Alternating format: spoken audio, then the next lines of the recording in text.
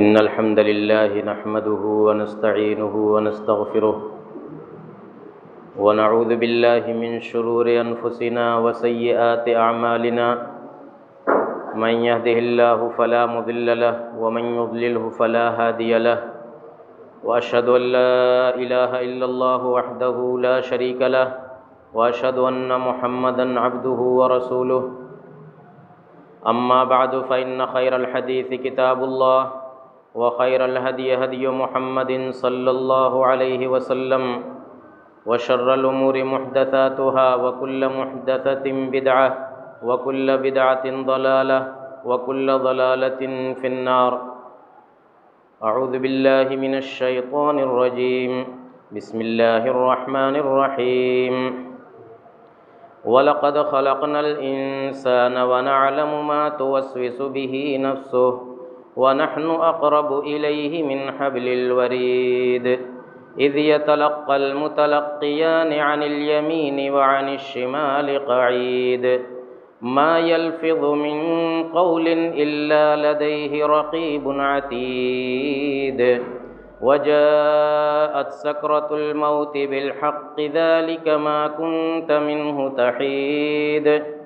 ونفخ في الصور ذلك يوم الوعيد وجاءت كل نفس معها سائق وشهيد لقد كنت في غفلة من هذا فكشفنا عنك غطاءك فبصرك اليوم حديد وقال قرينه هذا ما لدي عتيد ألقيا في جهنم كل كفار عنيد مناع للخير معتد مريب الذي جعل مع الله إلها آخر فألقياه في العذاب الشديد قال قرينه ربنا ما أطغيته ولكن كان في ضلال بعيد قال لا تختصموا لدي وقد قدمت إليكم بالوعيد ما يبدل القول لدي وما أنا بظلام للعبيد. اسلامی بھائیوں، اسلامی کیلنڈر کے اعتبار سے یہ 7واں مہینہ جو رجب کے نام سے جانا جاتا ہے وہی 7واں مہینہ چل رہا ہے. اس مہینے میں بہت سارے مسلم معاشروں میں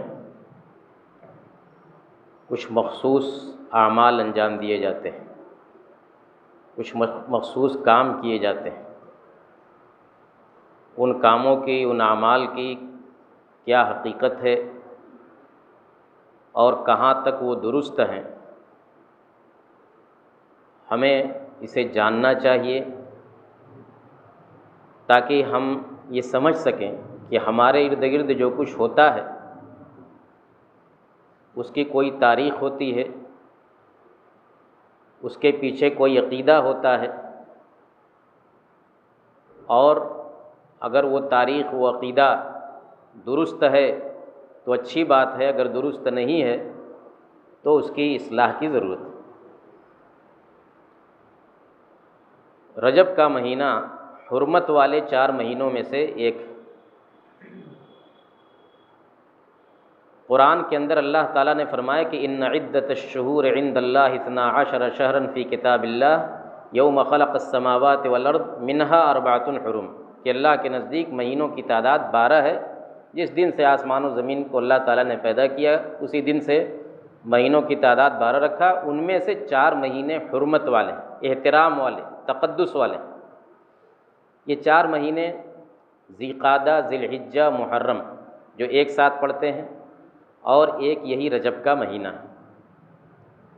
جاہلیت میں بھی، یعنی اسلام سے پہلے بھی لوگ ان مہینوں کا احترام کرتے تھے. حرمت والے ہونے کا مطلب یہ ہے کہ ان مہینوں میں خاص طور سے قتل و غارت گری، لڑائی جھگڑا، فتنہ فساد خاص طور سے ممنوع ہے۔ یہ ساری چیزیں تو پورے سال کے 12 مہینے میں ممنوع ہیں، لیکن ان 4 مہینوں میں خاص طور سے ان کی ممانعت زیادہ تاکیدی ہو جاتی ہے۔ تو جاہلیت میں بھی یہ 4 مہینے محترم تھے اور اسلام نے بھی ان کی حرمت باقی رکھی۔ تو اس مہینے میں خاص طور سے بدعت و خرافات انجام دینا یا فتنہ فساد لڑائی جھگڑا کرنا زیادہ قابل اعتراض ہے۔ اب آئیے اپنے معاشرے کا جائزہ لیں۔ رجب کا مہینہ جیسے ہی شروع ہوتا ہے، کچھ خاص قسم کی علامتیں، کچھ خاص قسم کے جھنڈے دکھائی دینے لگتے ہیں۔ اصل میں یہ کہا جاتا ہے کہ خواجہ معین الدین اجمیری، جنہیں خواجہ غریب نواز کے نام سے جانا جاتا ہے، یہ ان کا مہینہ ہے۔ اسی مہینے میں ان کی پیدائش ہوئی تھی یا ان کی وفات ہوئی تھی، اس لیے اس مہینے میں بڑا دھوم دھڑاکہ ہوتا ہے۔ اجمیر کے اندر بڑا دھوم دھام سے ان کا عرس منایا جاتا ہے اور کئی دن تک بڑی چہل پہل وہاں ہوتی ہے، دور دور سے لوگ پہنچتے ہیں۔ تو اس مہینے کی ایک خاص شناخت یہ بن چکی ہے۔ اگر کوئی اللہ والا ہے، کوئی بزرگ ہے، اس نے دین کی خدمت کی ہے تو اللہ تعالیٰ اس کی خدمت کو قبول کرے۔ اور باقی رہ گیا ہے کہ اس طرح سے برسی منانا یا عرس منانا اور کسی کے نام پر تہوار منانا یا رسم و رواج انجام دینا، بدعت و خرافات کو فروغ دینا، یہ اسلامی شریعت کی شان کے منافی ہے، اسلامی شریعت کے مزاج کے منافی ہے۔ یہاں تو یہ ہے کہ جو چیز قرآن و سنت سے ثابت ہے اسی پر اکتفا کیا جائے، اور جو نئی چیزیں ہیں بار بار ہم سنتے ہیں کہ کل محدثۃ بدعہ وکل بدعۃ ضلالہ وکل ضلالۃ فی النار، کہ دین میں جو چیز بھی نئی ایجاد کی جاتی ہے وہ بدعت ہے، اور ہر بدعت گمراہی ہے، ہر گمراہی جہنم تک پہنچانے والی ہے۔ دوسری چیز یہ کہ اس مہینے میں کچھ خاص عبادتیں کی جاتی ہیں، جن میں سے نماز کی شکل میں، روزے کی شکل میں، عمرے کی شکل میں، زکوٰۃ کی ادائیگی کی شکل میں، زیارت مدینہ کی شکل میں اور ذبح کی شکل میں، بہت ساری شکلوں میں کچھ مخصوص عبادتیں انجام دی جاتی ہیں۔ دیکھیے، جو عبادتیں ہیں، روزہ نماز جتنی بھی عبادتیں ہیں، انہیں انجام دینا اچھی بات ہے، لیکن کسی عبادت کے لیے کوئی خاص وقت متعین کر لینا، کوئی خاص دن متعین کر لینا، کوئی خاص کیفیت متعین کر لینا، یہ دلیل چاہتی ہے۔ جب تک دلیل نہ ہو تب تک کسی عبادت کے لیے کوئی تخصیص نہیں کی جاتی، اگر کی جائے گی تو یہی بدعت ٹھہرے گی۔ نماز پڑھنا اچھی چیز ہے، آدمی فرائض پڑھے، نوافل پڑھے، لیکن کسی خاص دن کی فلاں دن ہی اور فلاں کیفیت میں نماز پڑھنا ہے، اس کے لیے دلیل چاہیے۔ جیسے رمضان میں تراویح کی نماز پڑھی جاتی ہے، خاص مہینے میں، خاص وقت میں، خاص کیفیت کے ساتھ، اس کے لیے دلیل ہے قرآن کے اندر، حدیث کے اندر۔ لیکن اگر کوئی ایسی نماز ایجاد کر لی جائے کہ جس کی کوئی دلیل نہ ہو تو وہیں سے بدعت کا حکم لگتا ہے۔ تو جو نماز اس مہینے میں خاص طور سے پڑھی جاتی ہے اسے صلاۃ الرغائب کہا جاتا ہے۔ رغائب، رغیبہ کی جمع، یعنی بڑی پسندیدہ نماز۔ اس کی ایک خاص کیفیت ہے کہ ماہ رجب میں جو پہلا جمعہ پڑتا ہے، اس پہلے جمعہ کو مغرب اور عشاء کے درمیان یہ نماز پڑھی جاتی ہے، اور اس کی کچھ خاص کیفیت ہے کہ 12 رکعت یہ نماز ہے، اور ہر رکعت میں سورہ فاتحہ کے بعد اتنی مرتبہ فلاں سورہ، اتنی مرتبہ فلاں سورہ، اتنی مرتبہ فلاں سورہ پڑھا جائے گا، اور 2 رکعت کے بعد سلام پھیرا جائے گا، اور نماز سے فارغ ہونے کے بعد فلاں فلاں طرح کی دعائیں کی جائیں گی۔ اسی کو صلاۃ الرغائب کے نام سے موسوم کیا جاتا ہے۔ یہ نماز سراسر بدعت ہے، اور اس سلسلے میں بہت ساری حدیثیں گڑھی گئی، حدیثیں بنائی گئی ہیں، ورنہ آپ جو حدیث کی بنیادی کتابیں ہیں، بخاری مسلم سے لے کر کے مسند احمد وغیرہ تک، کہیں اس نماز کا تذکرہ نہیں پائیں گے۔ یہ 4 اور 5ویں صدی ہجری میں اسے رواج دیا گیا، اور اس نام سے، اس عنوان سے حدیثیں گڑھی گئی۔ اس لیے علماء نے صراحت سے کہا ہے کہ صلاۃ الرغائب نام سے ادا کی جانے والی نماز سراسر بدعت ہے، اور اس سلسلے میں جو حدیثیں بیان کی جاتی ہیں وہ موضوع ہیں، من گھڑت ہیں، اللہ کے نبی صلی اللہ علیہ وسلم سے قطعی ثابت نہیں۔ دوسری عبادت روزے کی عبادت ہے کہ اس میں کچھ خاص ایام میں روزہ رکھا جاتا ہے۔ روزہ بھی ایک اچھی چیز ہے، نفلی روزہ، فرض روزہ رکھا جائے، لیکن جن روزوں کے لیے تحدید کی گئی ہے، نفلی روزوں کی تحدید کی گئی ہے، جیسے محرم کی 10ویں تاریخ کو 9ویں 10ویں تاریخ کا روزہ، یا عرفہ کے دن کا روزہ، یا 6 عیدی روزے، یہ ساری چیزیں ان کی تحدید ثابت ہے کہ فلاں دن میں انہیں رکھا جائے گا۔ لیکن رجب کے مہینے کے تعلق سے روزہ، خاص طور سے روزہ رکھنے کے لیے کوئی صحیح حدیث آتی نہیں، لہذا اس مہینے کو روزے کے ساتھ خاص کرنا اب وہی بدعت کے زمرے میں پہنچ جاتا ہے۔ اسی طرح سے بعض لوگ اس مہینے میں خاص طور سے عمرہ کرتے ہیں۔ عمرہ بھی ایک اچھی عبادت ہے، لیکن اس کے لیے اگر کسی خاص مہینے میں کرنا، خاص دن میں کرنا، یہ دلیل چاہتا ہے، اور یہ اس کی کوئی دلیل ہے نہیں۔ حدیث کی کتابوں میں آتا ہے کہ ایک مرتبہ عبداللہ بن عمر رضی اللہ تعالیٰ عنہ صحابی رسول، انہوں نے کہا کہ اللہ کے رسول صلی اللہ علیہ وسلم نے 4 عمرے کیے اپنی زندگی میں، جن میں سے ایک عمرہ آپ نے رجب کے مہینے میں کیا۔ حضرت عائشہ رضی اللہ تعالیٰ عنہ نے سنا تو فوراً تردید کی اور کہا کہ اللہ کے رسول نے رجب کے مہینے میں کوئی عمرہ نہیں کیا ہے۔ حالانکہ عبداللہ بن عمر جتنے عمرے کیے اللہ کے نبی صلی اللہ علیہ وسلم نے، عبداللہ بن عمر ان کے ساتھ تھے، لیکن کیسے انہوں نے یہ بات کہہ دی؟ عبداللہ بن عمر رضی اللہ تعالیٰ عنہ کو شاید کوئی نسیان ہو گیا ہو، وہم ہو گیا ہو، اس کی وجہ سے انہوں نے کہا ہو، وہ اس بات سن کر کے خاموش ہو گئے۔ اگر اللہ کے نبی صلی اللہ علیہ وسلم رجب کے مہینے میں عمرہ کرتے بھی تو یہ اس بات کی دلیل نہیں تھی کہ رجب کے مہینے کی کوئی خصوصیت نہیں، عمرہ کسی بھی مہینے میں کسی بھی دن میں کیا جا سکتا ہے، الا یہ کہ اللہ کے رسول بتائیں کہ اس مہینے میں عمرہ کرنا خاص طور سے اس کی فضیلت ہے، جیسے آپ نے رمضان کے تعلق سے بتلایا کہ عمرۃ فی رمضان تعدل حجۃ، اور ایک روایت میں کہ حجۃ بھائی، کہ رمضان میں عمرہ کرنا میرے ساتھ حج کرنے کے برابر ثواب رکھتا ہے۔ تو یہ حدیث سے ثابت ہے۔ اب اس نیت سے، اس عقیدے سے کوئی آدمی رمضان میں جا کر کے خاص طور سے عمرہ کرے تو کوئی حرج کی بات نہیں ہے، اس لیے کہ یہ چیز ثابت ہے، لیکن رجب کے تعلق سے کوئی اس طرح کی روایت ثابت نہیں ہے۔ اسی طریقے سے کچھ لوگ اس مہینے میں زکوٰۃ خاص طور سے نکالتے ہیں۔ زکوٰۃ کے لیے چاہے رجب کو خاص کیا جائے، چاہے رمضان کو خاص کیا جائے، یا کسی اور مہینے کو خاص کیا جائے، یہ اولاً تو زکوٰۃ فرض ہوتی ہے حولان حول سے، یعنی مال کا نصاب ہو اور نصاب پر 1 سال گزر جائے، تو جب سال پورا ہوگا تب زکوٰۃ نکالی جائے گی۔ آپ کے پاس مثلاً ربیع الاول کے مہینے میں آپ کا پیسہ اتنا ہو گیا کہ وہ نصاب کو پہنچ گیا، تو اگلے سال ربیع الاول کے مہینے میں اس کی زکوٰۃ دی جائے گی۔ اگر رمضان میں وہ نصاب کو پہنچا ہے تو 1 سال کے بعد اگلے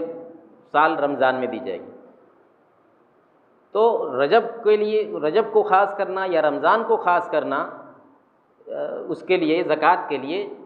یہ اس اعتبار سے بھی غلط ہے۔ اور دوسرا یہ کہ اس میں بھی وہی معاملہ ہے کہ کوئی روایت ہو، کوئی دلیل ہو جس سے یہ ثابت ہو کہ اللہ کے رسول صلی اللہ علیہ وسلم نے رجب کے مہینے کو دوسرے مہینوں پر فوقیت دی ہے زکوٰۃ نکالنے کے تعلق سے، تو اچھی بات ہے، لیکن ہے نہیں کوئی ایسی چیز۔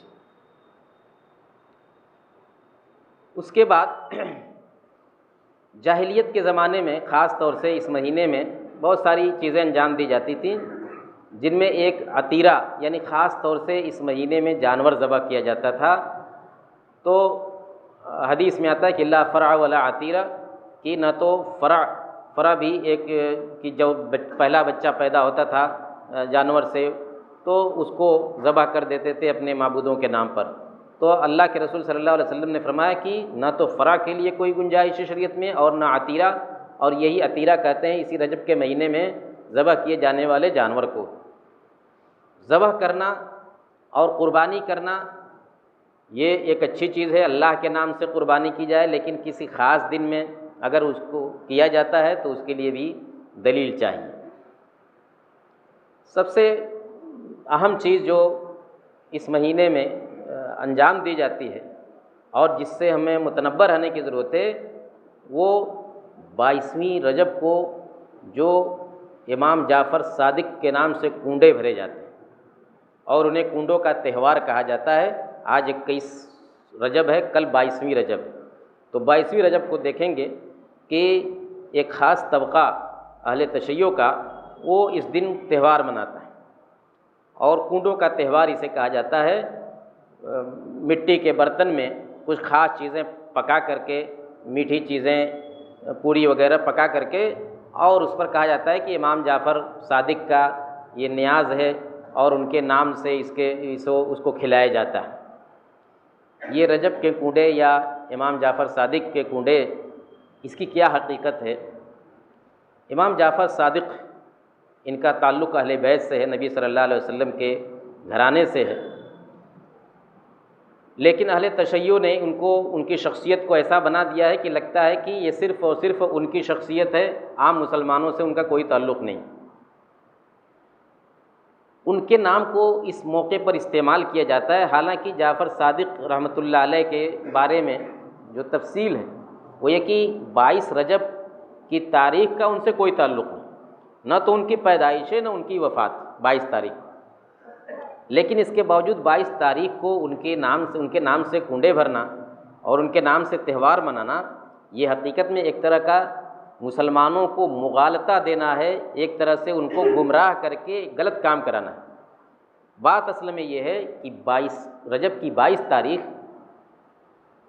حضرت معاویہ بن ابی سفیان رضی اللہ تعالیٰ عنہ صحابی رسول، یہ ان کی وفات کا دن، اس دن 22ویں رجب کو حضرت معاویہ رضی اللہ تعالیٰ عنہ کا انتقال ہوا تھا۔ یہ لوگ حضرت معاویہ رضی اللہ تعالیٰ عنہ سے خاص طور سے بغض رکھتے ہیں، حالانکہ حضرت معاویہ رضی اللہ تعالیٰ عنہ صحابی رسول ہیں، کاتب وحی، قرآن کی آیتیں نازل ہوتی تھیں تو اللہ کے رسول صلی اللہ علیہ وسلم کچھ خاص صحابہ کو بلا کر کے لکھواتے تھے، ان میں سے حضرت معاویہ رضی اللہ تعالیٰ عنہ۔ اسی طرح سے حضرت معاویہ رضی اللہ تعالیٰ عنہ ام المومنین حضرت ام حبیبہ رضی اللہ تعالیٰ عنہ کے بھائی، جنہیں ہم ام المومنین، مسلمانوں کی مائیں، نبی صلی اللہ علیہ وسلم کی جتنی بیویاں ہیں یہ سب امہات المومنین کہی جاتی ہیں، تمام مسلمانوں کی ماں کا درجہ رکھتی ہیں، تو ماں کا جو بھائی ہوتا ہے اسے ماموں کہا جاتا ہے۔ تو حضرت معاویہ رضی اللہ تعالیٰ عنہ تمام مسلمانوں کے ماموں، صحابی رسول ہیں، کاتب وحی ہیں، اور صحابہ کا کیا مقام و مرتبہ ہے، جو مقام و مرتبہ تمام صحابہ کے بارے میں بیان کیا گیا ہے وہ ان کو بھی حاصل ہے، جو فضل اور جو منقبت دیگر صحابہ کے لیے ہے وہ ان کے لیے بھی ہے، لیکن الگ سے بھی ان کی یہ خصوصیتیں ہیں، کتابت وحی ہے، اور نبی صلی اللہ علیہ وسلم کے گھرانے سے آپ کا تعلق ہونا ہے، اور اللہ کے نبی صلی اللہ علیہ وسلم نے، ترمذی کی روایت ہے، ان کو دعا دی تھی کہ اللہم اجعلہ ہادیا مہدیا وہد بھی، کہ اللہ تعالیٰ ان کو ہدایت دینے والا اور ہدایت یافتہ بنا اور ان کے ذریعے ہدایت دے۔ اور بھی بہت ساری خصوصیتیں، بہت سارے فضائل ان کے لیے خاص وارد ہیں، لیکن ان کو جو دشمنی ہے، یہ کہتے ہیں کہ حضرت معاویہ رضی اللہ تعالیٰ عنہ اہل بیت کے دشمن تھے۔ یہ پوری امت کو اہل بیت کا دشمن کہتے ہیں، چند لوگوں کو چھوڑ کر کے باقی سب دشمن، سب دشمن، سب دشمن۔ اس لیے 22ویں رجب کو یہ خوشی مناتے ہیں اور حضرت معاویہ رضی اللہ تعالیٰ عنہ کی وفات پر خوشی مناتے ہیں، لیکن اس کو اگر یہ نام دے دیں گے کہ حضرت معاویہ کی وفات پر خوشی مناتے ہیں تو دوسرے مسلمان اس میں شریک نہیں ہوں گے، لیکن انہوں نے کیا کیا کہ اس کو نام دیا امام جعفر صادق کی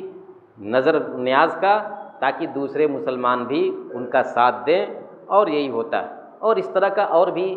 یہ حضرات کام کرتے رہتے ہیں، تاکہ شب برات کے تعلق سے بھی، جیسا کہ بار بار آپ سن چکے ہیں کہ اس دن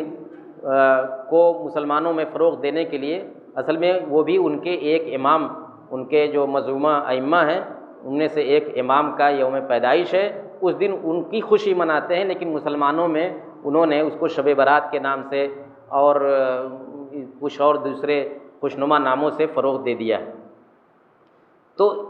ہمیں اس پر متنبہ رہنے کی ضرورت ہے اور اس تعلق سے اپنے گرد و پیش میں نظر رکھنے کی ضرورت ہے کہ کہیں ہم بھی صحابی رسول کی وفات پر جشن منانے میں شریک نہ ہو جائیں۔ ایک اور بہت اہم کام اس مہینے میں انجام دیا جاتا ہے جسے جشن معراج کہا جاتا ہے۔ جشن معراج وہ کیا چیز ہے؟ آپ جانتے ہیں کہ اسراء اور معراج یعنی نبی صلی اللہ علیہ وسلم کو اللہ تعالیٰ نے مکہ سے سفر کرا کر کے بیت المقدس مسجد اقصیٰ پہنچایا اور پھر وہاں سے آسمانوں کی سیر کرائی۔ یہ چیز متفق علیہ ہے، ثابت شدہ ہے، قرآن کے اندر ہے، سبحان الذی اسریٰ بعبدہ لیلا من المسجد الحرام الى المسجد الاقصیٰ الذی بارکنا حولہ لنریہ من آیاتنا۔ تو وہ ایک معجزہ ہے کہ راتوں رات اللہ کے نبی صلی اللہ علیہ وسلم کو مکے سے اٹھا کر کے بیت المقدس پہنچا دیا گیا۔ بیت المقدس جہاں مسجد اقصیٰ ہے اور جو مسلمانوں کا قبلہ اول رہا ہے، تو وہاں آپ کو لے جایا گیا، پھر وہاں سے آپ کو 7 آسمانوں کی سیر کرائی گئی۔ تو یہ جو مکے سے بیت المقدس تک کا سفر ہے اس کو اسراء یعنی رات کا سفر کہا جاتا ہے، اور معراج جو ہے نیچے سے اوپر چڑھنا، تو یہ معراج یعنی پھر بیت المقدس سے جو 7 آسمانوں کی سیر کرائی گئی، اس کی پوری تفصیل جو ہے حدیث کی کتابوں میں موجود ہے۔ اور اسی معراج کی رات میں نمازیں فرض کی گئیں، نمازوں کو فرض کی شکل دی گئی۔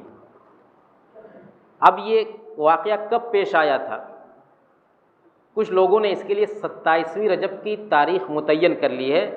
اور اس تاریخ کو جشن مناتے ہیں، کہتے ہیں کہ جشن معراج۔ اس دن خوب جو ہے مسجدیں سجائی جاتی ہیں، قمقمے لگائے جاتے ہیں، اور اس میں بھی وہ ایک تہوار کی شکل اختیار کر گیا ہے۔ اولاً تو یہ کہ 27ویں رجب کی تاریخ کوئی متعین نہیں، بہت سا اختلاف ہے اس میں کہ رجب یہ اسراء اور معراج کس تاریخ میں ہوئے تھے، دسیوں اقوال ہیں اس سلسلے میں۔ دوسری بات یہ کہ اگر کوئی تاریخ ثابت بھی ہو جائے تو اس تاریخ میں جشن منانا یہ دلیل چاہتا ہے۔ اللہ کے نبی صلی اللہ علیہ وسلم ظاہر بات ہے کہ اسراء اور معراج کے بعد کچھ نہیں تو 10 سال 12 سال بقید حیات رہے، آپ نے کبھی اس کا جشن نہیں منایا، کبھی اس کا جو ہے یہ نہیں کہ ہاں یہ آج اسراء و معراج کی تاریخ ہے، 1 سال گزرا 2 سال گزرا اس دن جشن منایا جائے، کبھی آپ نے نہیں کیا۔ اگر واقعی وہ جشن منانے کی چیز ہے، جشن منانے کا دن ہے، تو سب سے پہلے اللہ کے رسول صلی اللہ علیہ وسلم مناتے ہیں۔ یہ سب ظاہری چیزیں مسلمان لے کر کے اسی میں پڑے رہتے ہیں، اور جو چیز ثابت ہیں فرائض نوافل اور کرنے کے کام جو ہیں ان سے غفلت میں پڑے رہتے ہیں، اور جو بدعت و خرافات ہیں جن کی کوئی حیثیت نہیں، جن کے پیچھے کوئی دلیل نہیں، اس میں اپنی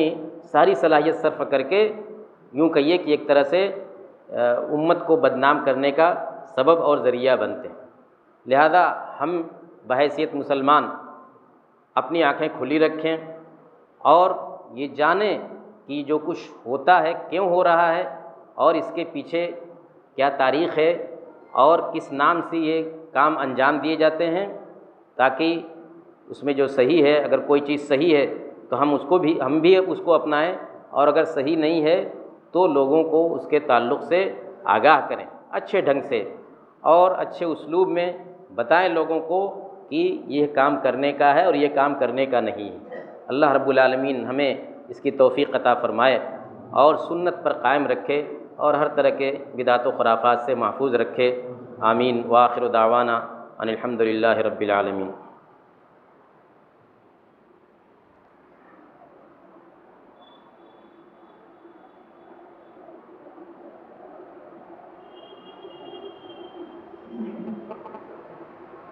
الحمد لله نحمده ونستعينه ونستغفره ونعوذ بالله من شرور أنفسنا وسيئات أعمالنا من يهده الله فلا مضل له ومن يضلله فلا هادي له وأشهد أن لا إله إلا الله وحده لا شريك له وأشهد أن محمدا عبده ورسوله اما بعد۔ ایک مرتبہ امام مالک رحمۃ اللہ علیہ سے مدینہ کے اندر کسی نے سوال کیا۔ امام مالک رحمۃ اللہ علیہ مسجد نبوی میں درس دیا کرتے تھے۔ ان سے کسی نے سوال کیا کہ میں عمرے کے لیے احرام کہاں سے باندھوں؟ آپ جانتے ہیں کہ حج اور عمرے کے لیے جو احرام باندھا جاتا ہے تو اس کے لیے الگ الگ میقات متعین کہ فلاں سمت سے جو لوگ آئیں گے وہ فلاں جگہ احرام باندھیں گے، فلاں سمت سے جو لوگ آئیں گے فلاں جگہ احرام باندھیں گے۔ تو مدینے کی میقات، مدینے والوں کی میقات یعنی حج اور عمرے کا احرام باندھنے کی جگہ ذوالحلیفہ نامی ایک جگہ ہے، مدینے سے چند کلومیٹر کے فاصلے پر۔ وہیں اللہ کے نبی صلی اللہ علیہ وسلم نے جا کر کے وہیں سے احرام باندھا تھا۔ آج وہاں ایک اچھی خاصی مسجد ہے اور وہاں سارے انتظامات ہیں۔ جو لوگ مدینے سے مکے کی طرف آتے ہیں عمرہ کرنے کی غرض سے یا حج کرنے کی غرض سے، وہ وہیں اتر کر کے احرام کا کپڑا پہنتے ہیں۔ تو امام مالک رحمۃ اللہ علیہ نے اس آدمی سے کہا کہ تم مدینے سے جا رہے ہو عمرہ کرنے تو تمہیں ذوالحلیفہ نامی جگہ سے احرام باندھنا چاہیے جہاں سے اللہ کے نبی صلی اللہ علیہ وسلم نے احرام باندھا تھا۔ اس آدمی نے کہا کہ اگر میں مسجد نبوی کے پاس سے بلکہ نبی اکرم صلی اللہ علیہ وسلم کی قبر کے پاس سے احرام باندھ لوں تو امام مالک نے کہا کہ مجھے ڈر ہے کہ تم فتنے میں مبتلا ہو جائے، تم کسی عذاب میں مبتلا ہو جائے۔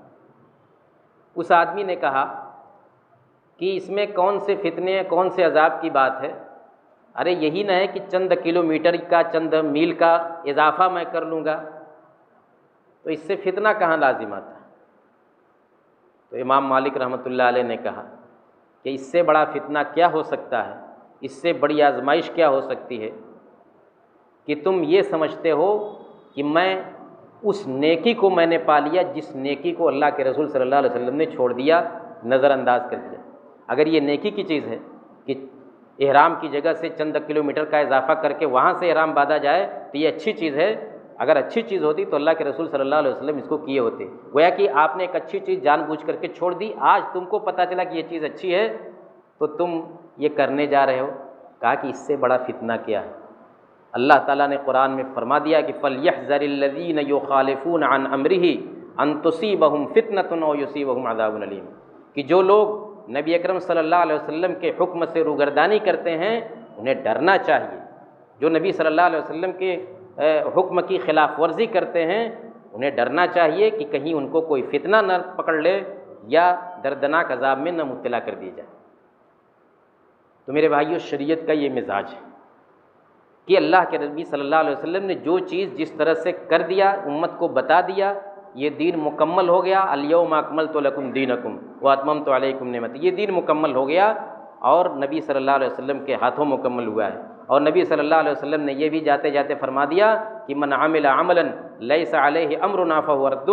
جس نے کوئی ایسا کام کیا جو ہمارے طریقے پر نہیں ہے تو وہ کام رد کر دیا جائے گا، لوٹا دیا جائے گا، وہ ناقابل قبول ہوگا۔ یہی صاف ستھری شریعت اور یہی صاف ستھرا اسلام ہے۔ اسلام میں یہ سب ڈول بھاجے اور عرس و قوالی اور یہ دنیا بھر کے تماشے، ان کی کوئی، اسلام ایک سادہ دین، اسلام ایک نہایت آسان دین ہے۔ اسی دین پر ہمیں قائم اور دائم رہنے کی ضرورت ہے۔ اللہ رب العزت ہمیں اس کی توفیق عطا فرمائے۔ اللہم اعز الاسلام والمسلمین، اللہم اعز الاسلام والمسلمین واخذل الکفرۃ والملاحدۃ والمبتدعۃ والمشرکین، اللہم الف بین قلوبنا واصلح ذات بیننا وانصرنا علی عدوک وعدونا، اللہم فرج ہم المہمومین ونفس کرب المکروبین واقض الدین عن المدینین واشف مرضانا ومرضى المسلمین وفک اسر الماسورین برحمتک یا ارحم الراحمین۔ سبحان ربک رب العزة عما یصفون وسلام علی المرسلین والحمد للہ رب العالمین۔